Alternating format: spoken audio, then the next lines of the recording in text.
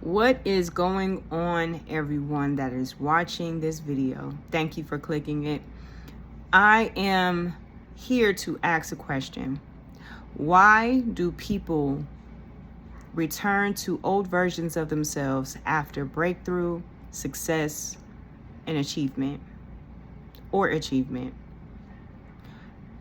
I want to pose that question because many of us are going through that, have not asked that question of ourselves, but wondering why am I not fulfilled in the thing that I said that I had wanted and I finally made it? Why am I struggling to get to that achievement? Well, I have an article here that could possibly help with that, because I'm very much interested in identity. I'm very much interested in learning about identity, and what I have gathered from my own experiences is that identity is the thing that is underneath the achievement, the success, the breakthrough, the outcome. But what identity is it that is under there? Which one? Because there are a few of them.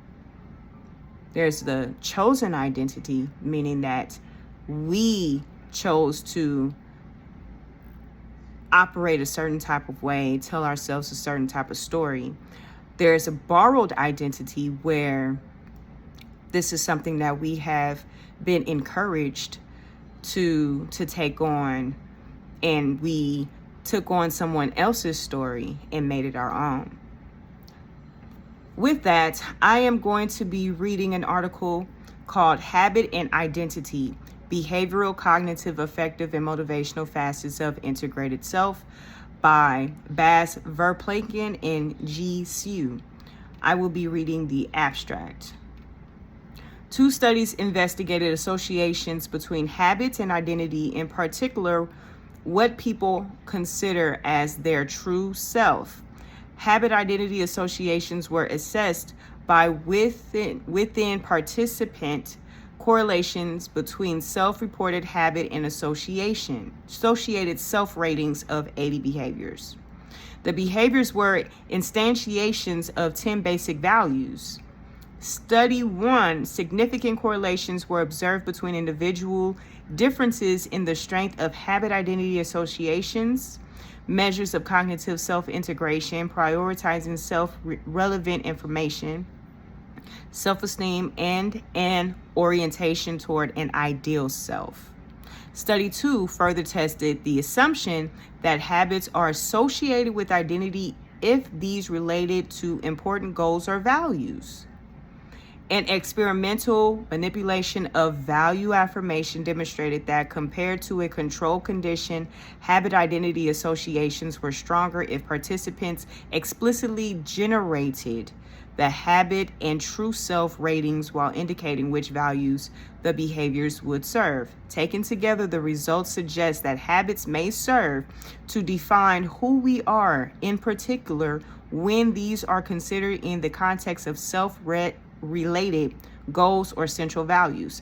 When habits relate to feelings of identity, this comes with stronger cognitive self-integration, higher self-esteem, and a striving toward an ideal self. Linking habits to identity may sustain newly formed behaviors and may thus lead to more effective behavior change intervention.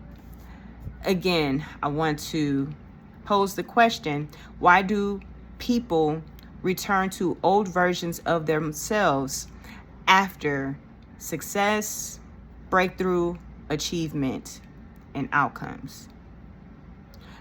I think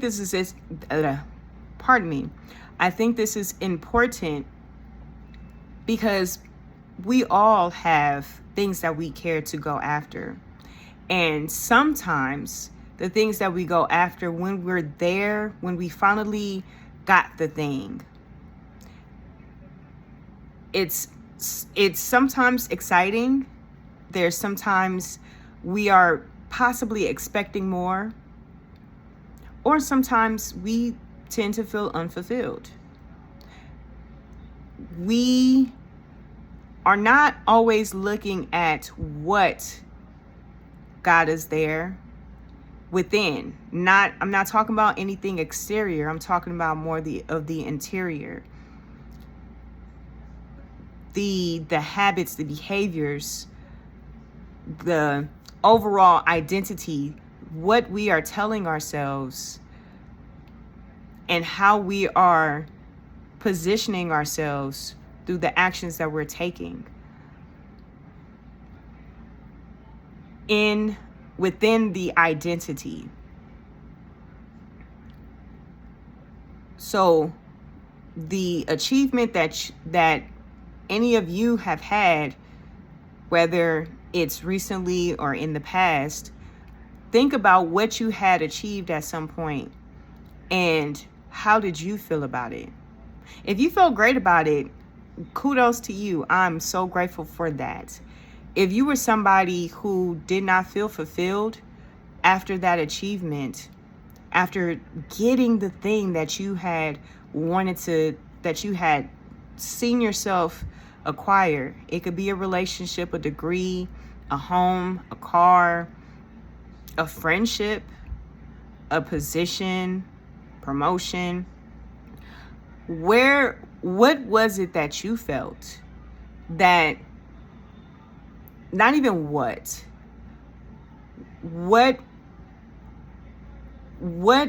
did you get from that? Did you feel that at a certain point that it was for you, that it was your idea, or was it something that was encouraged by other people? Of course, those that wanted you to do the best and wanted the best for you, but was it influenced by other people?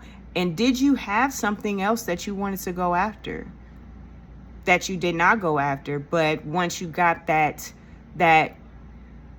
thing, did you feel that achievement was for you, or was it for somebody else? Like, was it genuinely yours? Was the story that you told yourself was for you?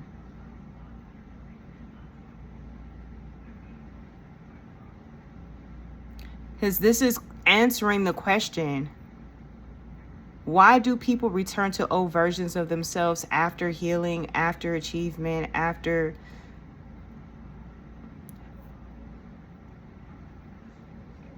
A lot of times it has to do with the identity.